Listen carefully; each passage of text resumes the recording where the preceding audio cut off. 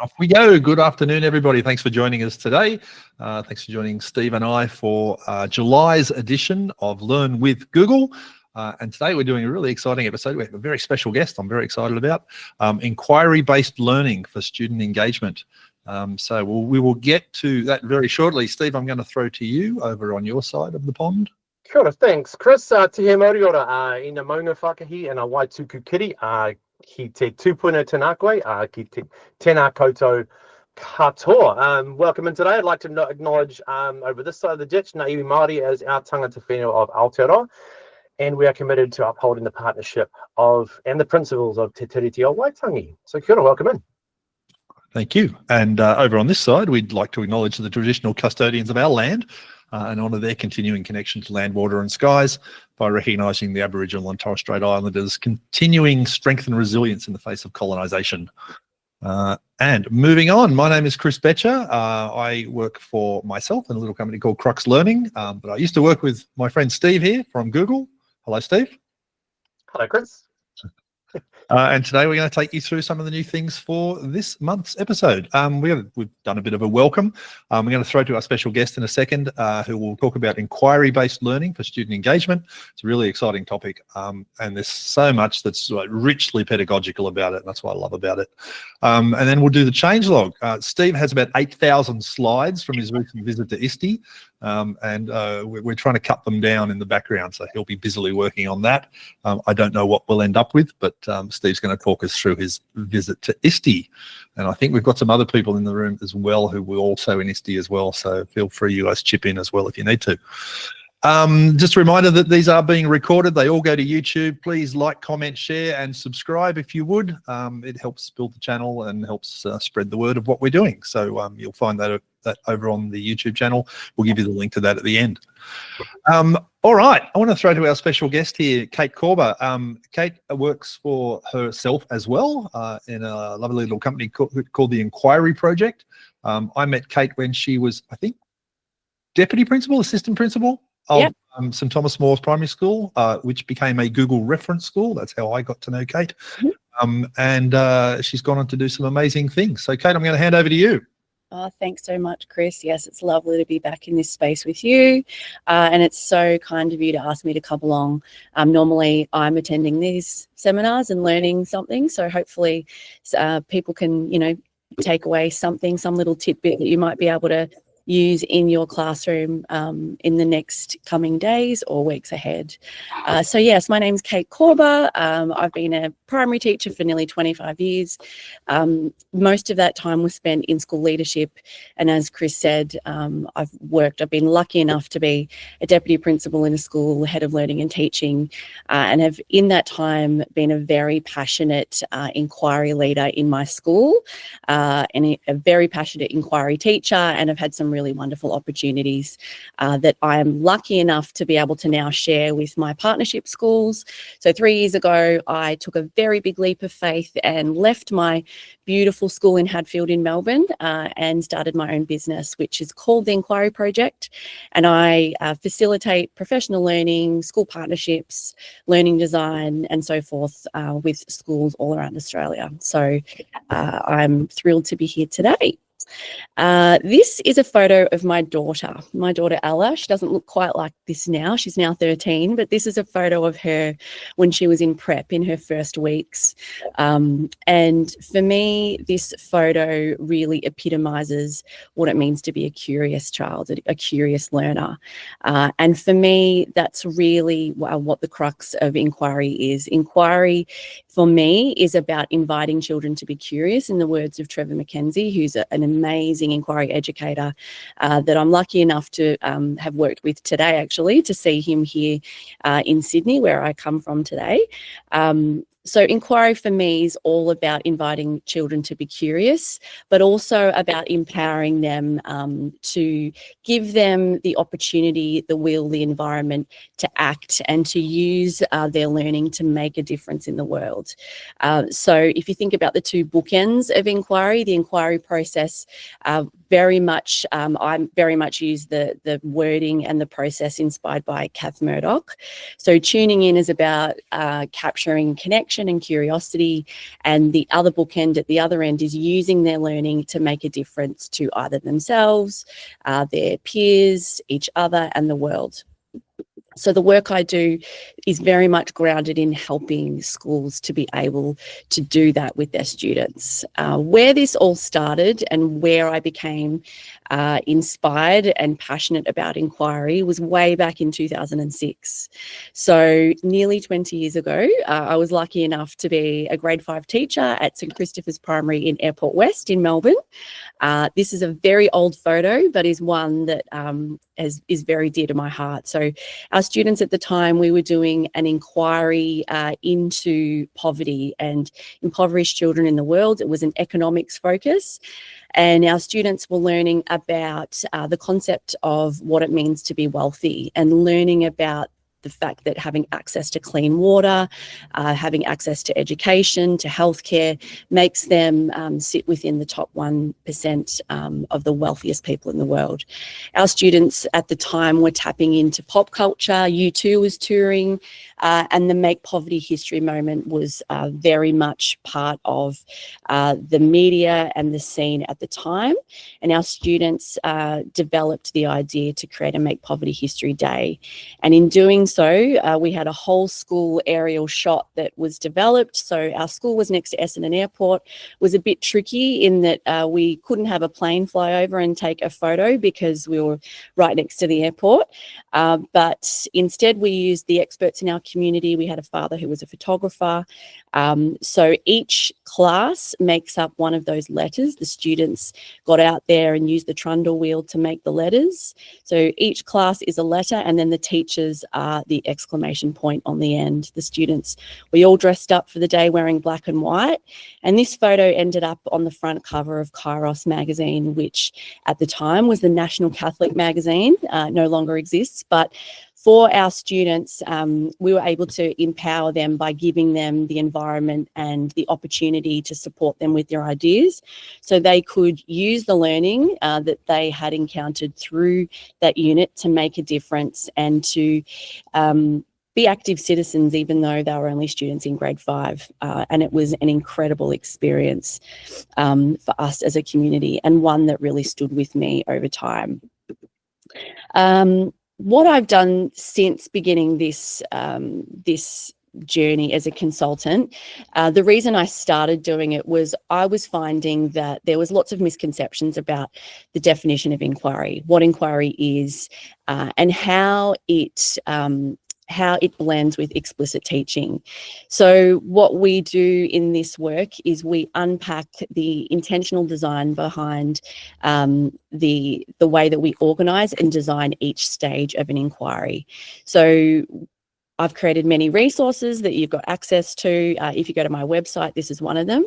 And what this does is it unpacks the intentional thinking behind the design of each stage, but also metacognitive prompts that you can use at each stage to reduce cognitive load, and also use for assessment to develop students' critical and creative thinking. We also look at the use of learning walls and the evidence of learning to make students' learning visible in the classroom. And once again, you're able to download some of these posters which you can use in your classroom via my website. But it's really about making that journey of inquiry visible throughout the process so that students can reflect on where they were, where they are, and where they're going to. This debate at the moment very much permeates the conversations in education. So inquiry and explicit teaching are not mutually exclusive. It's something that I'm really passionate about, in that in the role of an inquiry teacher in the classroom really is to understand where explicit teaching lies and where opportunities for student agency and voice can shine through. And that's very much at the crux of the work that I do with schools, in helping them design learning that's covering curriculum and meeting those targets, but also ensuring that we're designing opportunities for students to use their voice. What you can see here is a bit of a visual model that I've developed to help the schools that I work with understand how we can use an explicit direct instruction model, such as I do, we do, you do, to gradually release the responsibility of what explicit teaching and agency looks like from prep through to grade 6 and up towards year 10. So what you can see here is on the outer ring of these 3 circles, we've got the I do, we do, you do model of explicit direct instruction. And then we've got the stages of inquiry, which are in a cycle. We generally start with tuning in a when we're designing an inquiry, but we can move through the stages back and forth as we're moving through. And then we've got the high impact teaching strategies. These are the high impact teaching strategies that we know work and grow student learning the most. So no matter what stage of the inquiry process we're in, we should be able to dip in and out of using those high impact teaching strategies, such as setting goals, questioning, the use of feedback, and the use of explicit teaching in order to enhance the curiosity of our students, opportunities for them to empower their agency, and also to enhance their learning clarity. So what's vital, as you can see on the left-hand side, is that we're explicitly teaching skills and knowledge to our students so they can then inquire as they move through the school, so that they can then use their learning to take action and make a difference in their world. And as the students move through the school, in the junior school, it might look like a very structured and controlled inquiry, and that can gradually be released as students move through, so that students are able to conduct their own research and develop their own solutions to problems that underpin the inquiry itself. This is another flowchart that we've been using. This has been developed to bring clarity to where explicit instruction lies and where student agency lies within each stage of inquiry. And you can see there's arrows there because we can move through different stages of inquiry. We can move back and forth. But what we're really wanting to do is to spark passion and create a connection with students in the beginning of an inquiry, so they understand the reasons for why we're learning about, for example, natural disasters or life cycles, or we might be learning about ancient history. So we're wanting to give them real relevance and an understanding of the purpose of that learning, and then support teachers to understand where their role as an explicit teacher lies and where the role of student voice lies. So for example, in tuning in, we're looking at creating a connection, developing students' ability to demonstrate their prior knowledge. So that's very much at the heart of the explicit instruction, the way we choose the tools, the way we guide the communication, the dialogue that happens with the students. But in terms of agency, students are able to develop their own questions, to share their prior knowledge, and also to demonstrate their wonderings and their curiosities. So that flowchart is also available on my site and is there to really support teachers as they're designing that process towards taking action. And I'm going to share some examples of what tuning in can look like and taking action can look like to inspire you for the work that you might be doing starting term 3 next week. One of the other things that we do with schools is I use the question formulation technique, or QFT. We use this to help teachers unpack the curriculum, because we have minimum reporting requirements. We have curriculum that really needs to guide our instruction. But what this QFT process does is it helps us turn curriculum into guiding questions that give relevance and purpose to the curriculum. And it also helps us unpack what are the key micro concepts that we need to be explicit about, so that students have that foundational knowledge so that they can inquire. It's really important that we do this as well, so that when we're designing provocations, which we use particularly in the early stages of an inquiry, so that students can be curious about the curriculum, so that they can ask questions that link to the curriculum focus for that term. So we're going to start with just some examples of what tuning in can look like, some really rich examples of helping to spark connection, to generate questions, to tap into what students already know about that particular focus for that term. And the way we do this is through the use of really powerful provocations. This diagram comes from Trevor Mackenzie, and he has this wonderful quote about the fact that we want our students to be really curious about the curriculum. Curriculum can often be dry. It was told to me many years ago that if we taught everything in the curriculum, it would actually take us 23 years, which is completely impossible. So what we want to be able to do is to ensure that we're tapping into meaningful, purposeful, relevant reasons to explore curriculum. And the way we can do that is by choosing great provocations that might be images, or they might be videos, or they might be artifacts that students can hold in their hand to stir something in them, to create a connection, to ignite a passion that they might have to inquire, to learn about it so that students can make a difference. This is an example of a really powerful one that we used with students in grade 5. This was an image of a whale on a beach, washed up on a beach. Now, this might be an AI image, but it's beside the point. It's a really interesting, quite shocking image that got our students thinking about the impact and the consequences of waste and the human impact on our sea creatures. We paired that with the Sea Think Wonder routine, a fantastic Project Zero routine, to have students think about what they can see in this image, what it makes them think about, and what it makes them then wonder. So some of the things that the students wrote here were that they want to know why people hurt sea animals, why don't people think about where they place their rubbish, the way they use rubbish, the way they dispose of waste, and what impact this has on our marine life. So if we can choose the right provocations, the right images to really spark that curiosity, it allows us to really deepen the questions that the students have and create a connection with them to want to make a difference by learning about this inquiry. What do we want students to do with these wonderings? That's often a question. It's a question I get from teachers, in that, what happens if I end up with, say, 30 questions that students have? How am I going to cater for all of those questions?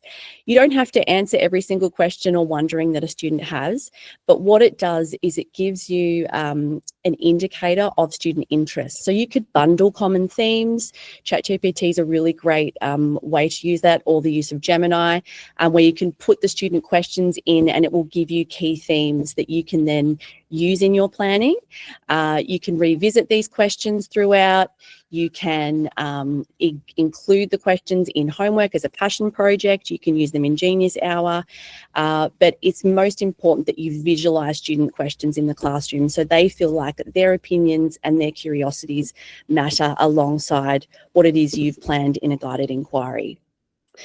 Something else to remember in the first phases of inquiry is it's really important that we understand that it's what students already know is the single most influencing factor in their ability to transfer new learning into long-term memory. So when we consider the science of learning, activating prior knowledge is one of the most fundamental things that we need to do and consider in learning design.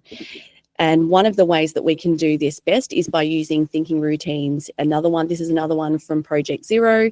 This is a KWL that was used by Year 1 and 2 students in Echuca, and they co-designed this in groups. They were learning about a unit about mini beasts or insects, and their guiding question was, are insects useless?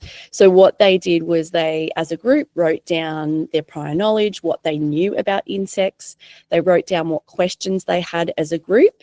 And then throughout the unit, they went back and they revisited and added their learnings to that L column so that they were co-constructing their knowledge throughout the unit. And this was a really great way for the teacher to use formative assessment to give them an idea of what the students already knew, what their prior knowledge was, but also to gather learning as an assessment tool, as a summative assessment routine at the end. Something else to really consider is the use of key vocab. And this is, again, where we talk about this, I guess, false dichotomy argument around should there be explicit teaching or student agency. We can have both. We should have both, and we should always have explicit instruction in any sort of inquiry. And an example of this is the introduction of key vocabulary right from the beginning. So in order for us to support students and their ability to inquire, to learn about science, history, health, and so forth, we need to introduce that key vocab. And these are some examples on the left. This is a formative assessment that a teacher co-designed with us, where they were introducing key vocab around life cycles, and the students had to indicate via a thumbprint the extent to which they understood that language in the beginning. So 1 was they didn't know the word, 2 was they kind of knew the word, 3 was they could use the word in a sentence, and 4 was they know that word so well they could teach it to someone else. And that gives the teacher great data and feedback about prior knowledge from the start. And it also introduces that key vocab so students can use that when they're communicating, when they're watching expert videos, when they're inquiring and investigating new concepts and skills.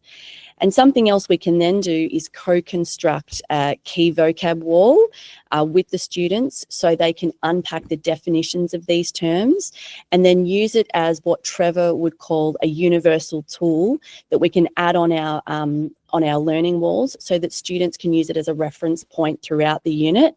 And so they're introduced to the key vocab that they're going to be using to learn throughout the unit. So it's really important that we introduce key vocabulary and include them in the co-construction of key vocab walls from the beginning in tuning in.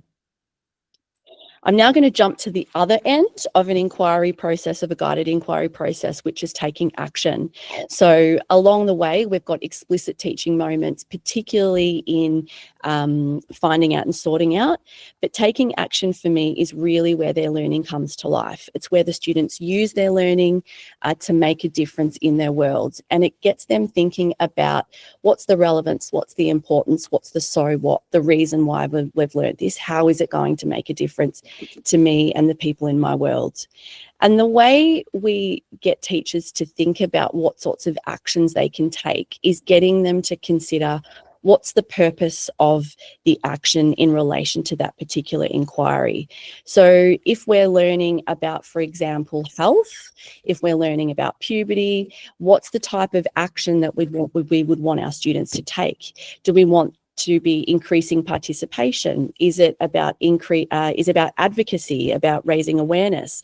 Is it about students taking action in an entrepreneurial way to start a business or design a product or a solution? Is it about social justice? Is it about lifestyle choices? Or is it about students celebrating their learning in some way? So when teachers often say to me, I don't know what sorts of actions my students can take, I get them to think about, well, what's the guiding question that underpins your inquiry in the first place? And therefore, what sorts of actions would be relevant in terms of that particular learning space? And I'm going to show you some really great, simple, but really powerful examples to finish this little section. So one of my partnership schools, Our Lady of the Assumption in Cheltenham, they were exploring the concept of community. It was a term 1 unit where they were looking at what makes a really successful community and how do they support people in hard times. They decided that the focus for their taking action would be social justice. And at the time, the students in the local community noticed that there were lots of those local communal little libraries that pop up, and they talked about, could we use that idea, piggyback on that idea, to create a community food bank?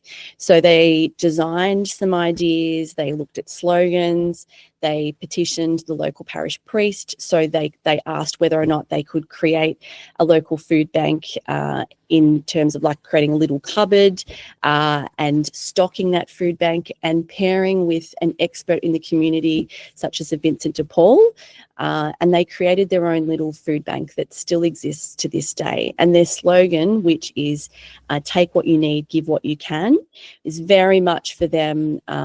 It I guess, encapsulates the focus of what they think a positive community means. It's about giving to those in need and giving what you can so that we can come together and be a great supporting village. So that's one example of a really powerful taking action that occurred in a unit that focused on community.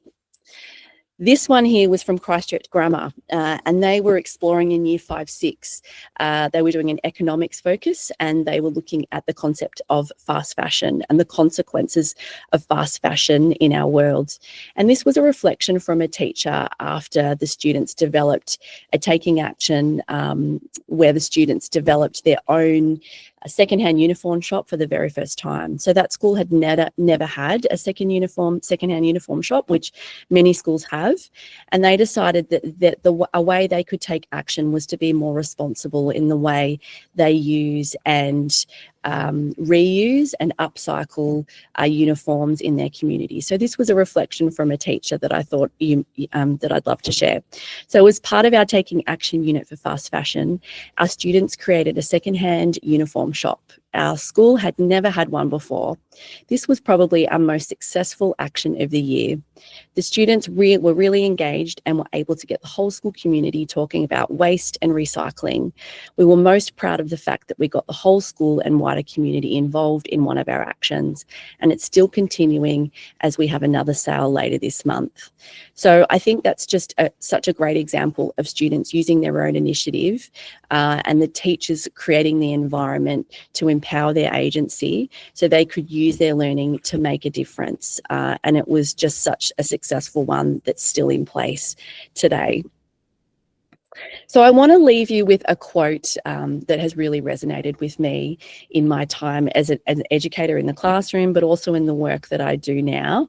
And it's really about understanding that our role as educators is to develop our students' knowledge and understanding, but also so that they can apply and transfer their learning to real world situations. We need to make sure that we empower their curiosity and engagement. And I really like to use this as sort of the yardstick for what learning should be in our classrooms. So learning should make you more curious. Our students should leave us being more curious about the focus of the inquiry than when they started. And if we've done that, then I think we can hold our heads high and know that we've really made a difference in the lives of our students. So that's a really great quote that that I've put on my wall in my classroom, and that really encapsulates my vision for what inquiry can be if we get it right, if we really balance it with explicit instruction and opportunities for student agency. So with that, there's some information there that if your school would like support in this space about designing inquiry that does find a real balance, a sweet spot between explicit direct instruction and opportunities for agency, you can find my contacts there. Follow me on the Inquiry Project on Instagram, visit my website. There's a few free downloads. And yeah, I'd love to connect with any of you and hear about the great things that are happening at your school. So with that, thanks, Chris. Thanks for having me. And if anyone has any questions, feel free to shoot me an email. I could talk about this for hours and hours, as I'm sure you can tell. Sorry. I think you're on mute. Mute, yes. Thanks, Kate. That was great. Everyone should have a teacher like you. No, I've just been given lots of great opportunities, I think, in my time as a teacher to see what's possible, and have been, given the opportunity to take some big risks and think big. And yeah, I really like the thing you said about the explicit instruction versus inquiry. I used to have this saying that there's some knowledge that students should have to have pushed to them by someone else, and there's some information they should pull to themselves. But the wise teacher is the one who knows when the difference is, when to push and when to pull. Yeah, it's not either or, it's understanding when. And what that looks like across different year levels, you know, is very, very different. But it's really about teachers discerning what tools to use at the right time, but making sure that we balance them, that we find the sweet spot when designing learning. I did have some questions for you, but I think you basically answered them all. So I don't think I need to ask too many of them. So I think you did a great job. Thank you so much for joining. There was a question in the chat there. Somebody asked, like, where can you learn more about inquiry? And obviously, you know, go and take a look at Kate's stuff. Yeah. But can I also recommend this book here, Dive Into Inquiry by Trevor Mackenzie, who is, I believe, upstairs from where Kate is right now.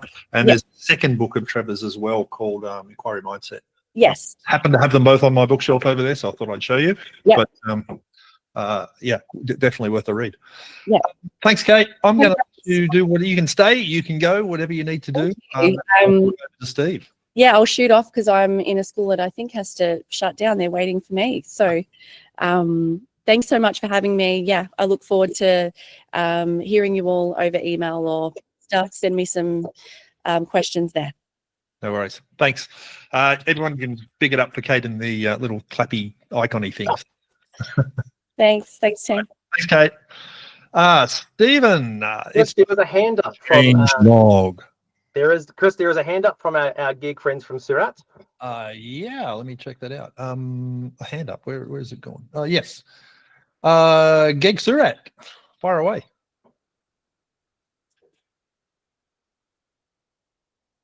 No? Okay, we'll come back to you. Yeah, and I think Kate's info was on that last slide. Was it? Should you want to go back one slide, Chris, and just show Kate's info? There we go. There we go. Yep. So everyone can grab a inquiry project. If you just Google that, you'll definitely find it. Yeah. Yep. I'm on all the things. We've got some good Google juice going. Okay. See you. All right. Bye. All right, changelog. We're going to talk about what's new with Google for Education. It's been a huge month.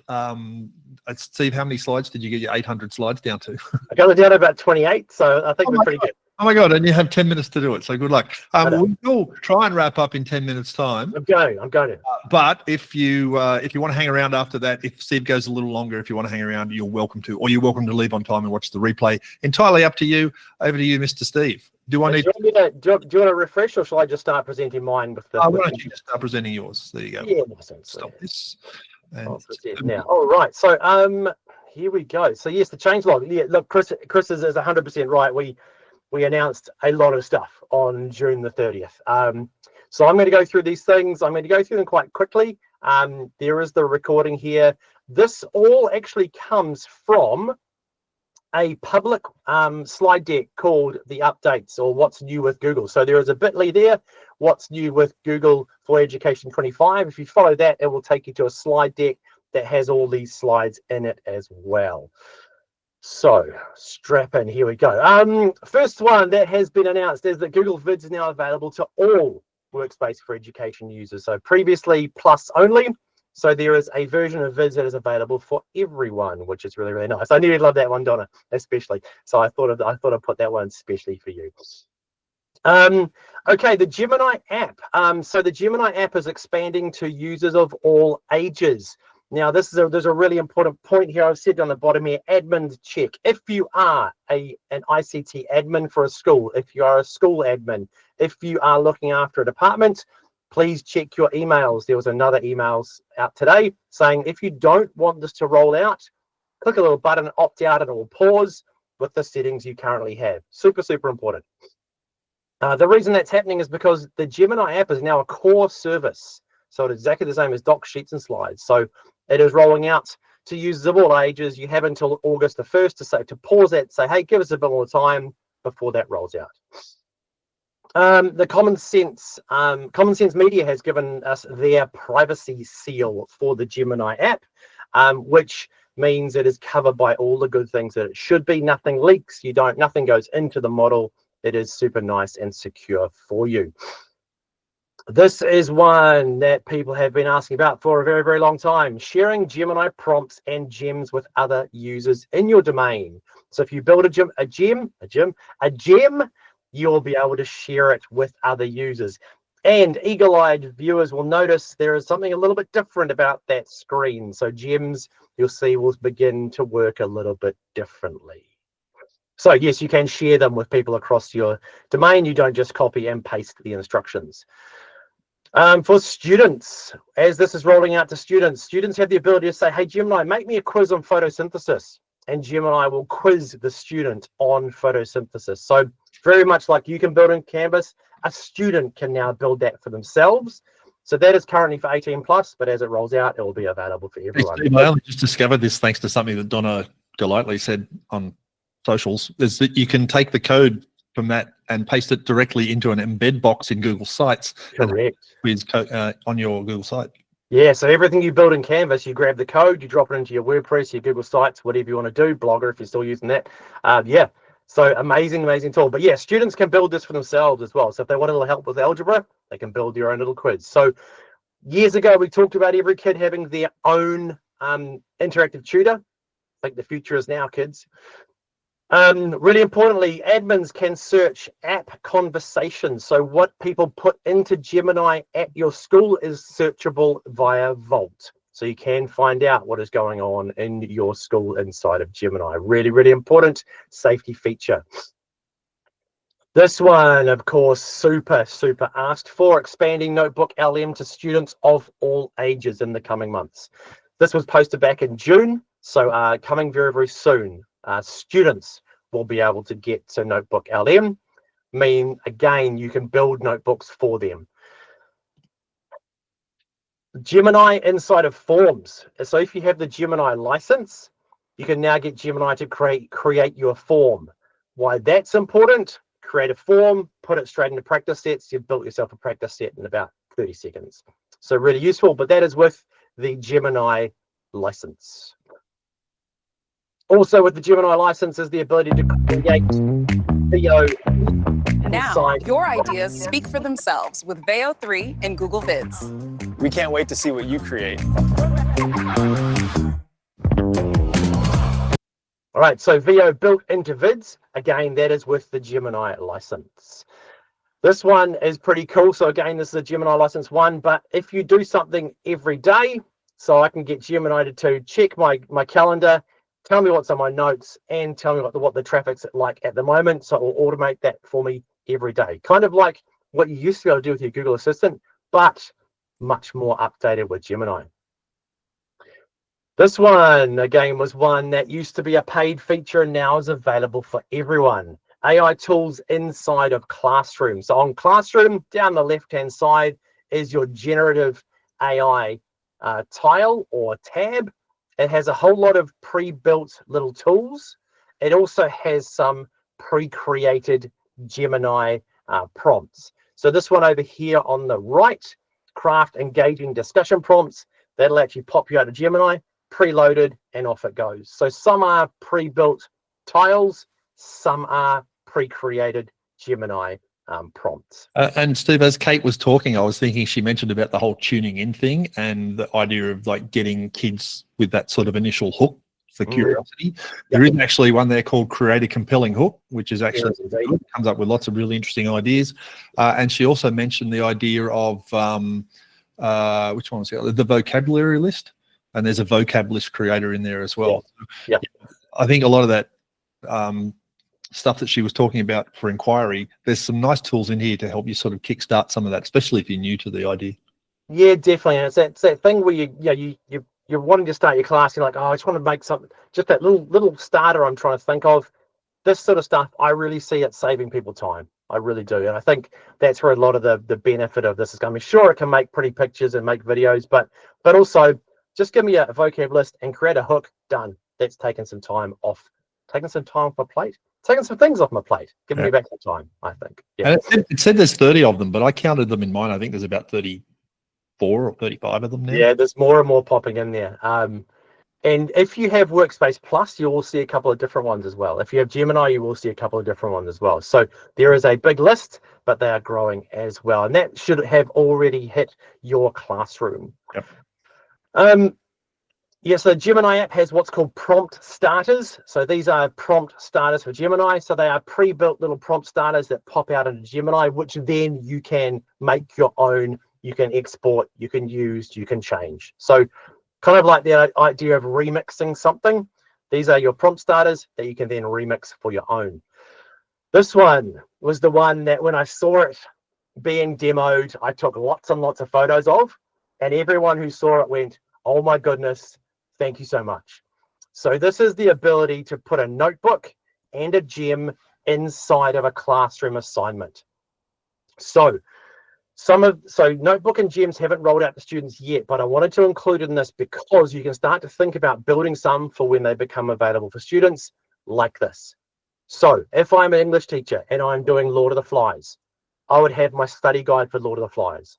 I would drop that into Notebook LM, put a whole lot of resources in there.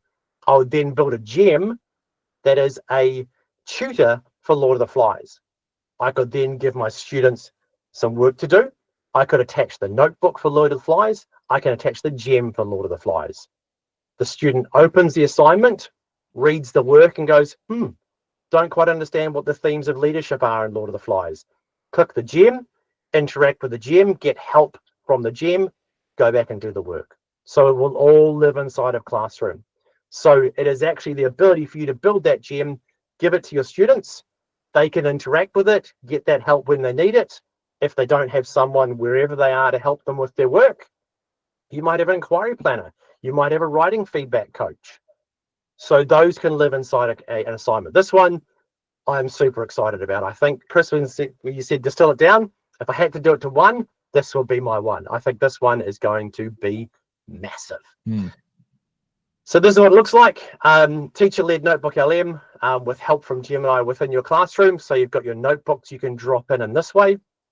Also, either create a new gem or select an existing gem. Okay, so this is how it's going to look as the teacher. And that's free for everybody, right? That's correct. All editions, no requirement for a Gemini license. Everybody gets it. You know, back here, it is all editions and is all coming to all app supported languages as well. So super, super impactful. You do actually have every kid in your class will have their own personalized tutor. You make it once, every kid gets it, no matter where or when they are, which I think is super, super impactful. Nice. Okay, data-driven instruction. So the analytics tab inside of Classroom has had an overhaul. There's a whole lot more things available in that analytics tab. This is an Education Plus one, as the analytics were before. You'll also notice it says it's coming for Teaching and Learning add-on. The Teaching and Learning add-on is getting a bit of a superpower as well. It is going to come up to almost feature parity with Workspace Plus for the teacher-facing things. So if you have a school that doesn't go Workspace Plus, you can get just one Teaching and Learning upgrade if you want it. Okay. So with those analytics is student engagement. So if you have a student that hasn't interacted with your work for maybe 2 weeks, it could be because they can't do it. It could be because they don't have their tech. They could be because they're somewhere else. So you can find out from those kids with those nudges. You can use Google Vids to create and attach videos to assignments in Classroom.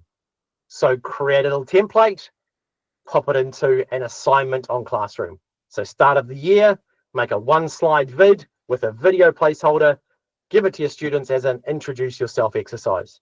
Okay, those kids that don't want to stand up in front of the class and talk, like me and Chris would have done, obviously, but shy people like Donna would never want to do that, so they can do it. They can do a vids instead. Hey, Steve, just before you move off vids, can I mention one little quick thing? When we spoke about vids a couple of episodes ago, I said one of the things it couldn't do was to duck the audio. So if you had a soundtrack with some speaking, speaking would get a bit drowned out by the sound.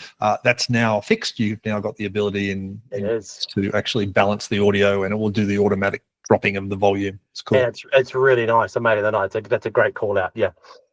Read along in Classroom. So the phonics skills dashboard and expanded Heggerty decodables are inside of read along. So more decodables and a bigger dashboard access. Really great for, I know both across Australia and New Zealand, we're looking at that direct instruction and direct reading instruction. Here we are. It is writing reports for all of your students for you. So again, saving some time. We talked about this last time, but did want to flag it again. Create your own story with Gemini and then drop it into read along inside of Classroom. So write your own books, localize the books, make your own stories, write a book with 5 of your kids in your class's names in it. Amazing little update there. Also, silent reading, reading aloud, or listening mode. So there we go, the 3 modes that are sitting inside of Classroom there. Okay, Chromebooks updates. One update I wanted to call out, there are a whole lot of new amazing Chromebook Pluses. There's about 5 more I want to buy, and I know you feel my pain, Chris. I'm seeing all the new Chromebooks and I really, really want them. There is this one. Now, this one is called a Chrome box with an OPS connector. What it means is if you have any older smart boards sitting around, you can actually slot this into the back and turn them into a Chrome OS smart board. So if you have invested in smartboard technology, if they are not going quite as well as they used to, this little Chrome box can actually slip into the back of that and turns that flat panel into a Chrome device. Really, really cool little feature. If you do have any of those older smartboards around that aren't working so well anymore, this could be something. It means you can reuse them. You don't have to ditch them or just turn them into a great big TV. Yeah, in case you're wondering, OPS is a standard, stands for Open Pluggable Specification. Correct. It's basically a standard that most smart boards and interactive boards would have one of these slots in the back of it. And it's just a little slot. It's like saying it's an HDMI connector. It's an OPS connector. Yeah. Martin's asking a price. I have no idea, Martin. There's a couple of different models, Martin. I think they might be listed on these slides as well. I'll see if I can get them to you as well. And with that, creating Chrome devices as smartboards is the amazing Class tool. Now, I think Chris and I will probably dive into this in some more detail in an upcoming one. Next episode, we're doing a whole episode just on this. It's so good. So it is effectively, you see on the left-hand side, there is a teacher workflow and there is a student workflow. What this allows you to do is connect to your student Chromebooks in your class. You can pin them to a certain window. You can push out some work to them. You can pin them to a testing platform. You can pause them all and get the focus back up to the class. You can have a look at I can have a quick look at what Chris is doing on his Chromebook and say, hey, Chris, looks like you're doing some great work. Oh, do you mind if I share that to the screen? Share his work up to the screen as well. Really, really cool little tool. Does work inside of your domain. It is Chromebook to Chromebook, so the teacher does need to have a Chromebook device or a flexed device or a smartboard device with an OPS Chromebox in it. So lots of different ways to get into this. So we will dig into this because really, really cool tool, and lots of people who have been testing this are loving it. And yeah, Martin, great reason for teachers to start looking at high-end Chromebooks for everything they need to do in class. Okay, Chrome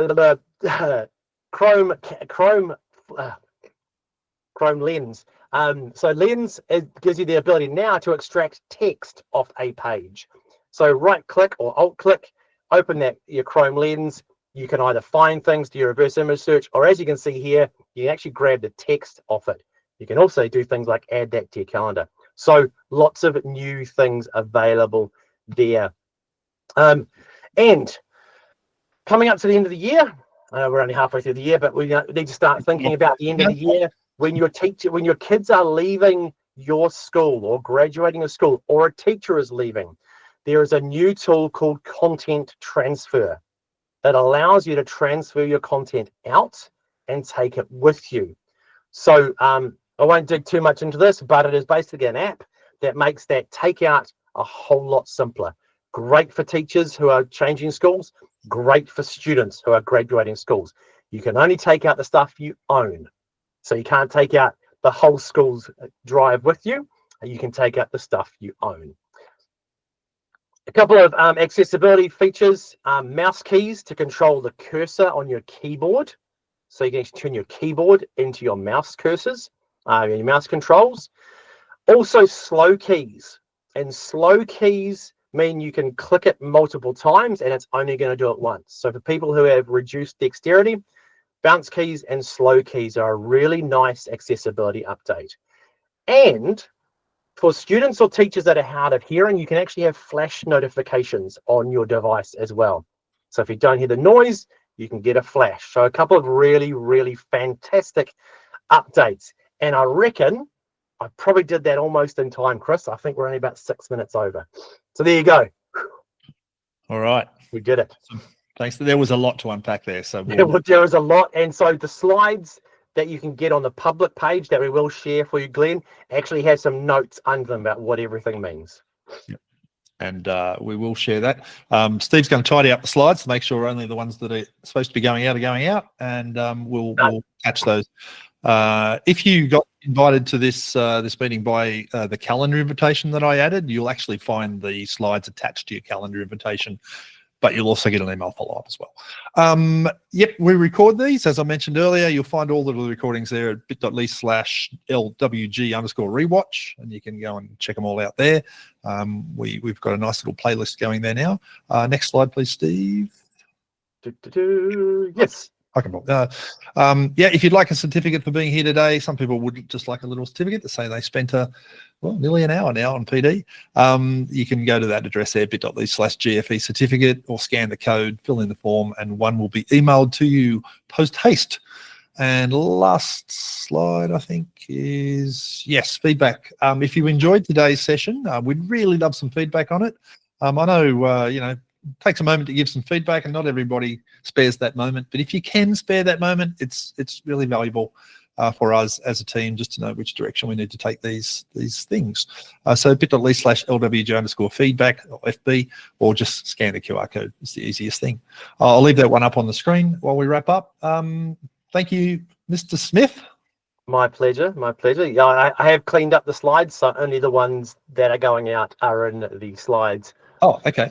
Today. Okay, so I can go over to the chat thing here and press that little button at the end there like that and say, there are your slides. Well, sorry, there you go. Yeah, they are. So the link is there in the chat there if you want the slides right now. Yeah, perfect. And the link back to the public slide deck of all the releases are also in there as well. I know you're asking about that, Glenn, as a few of you were. So yeah, on one of the slides previously is the link to the public updates slides. All right, and with that, we're going to wrap it up because we are a few minutes over. Thank you, Steve. Thanks again to Kate for being here earlier. I think she did an amazing job talking about inquiry, and we'll make sure when we send the email out, we'll include information to everything we've covered today. Thank you. I'll stop the recording now, and cheers. See you next month.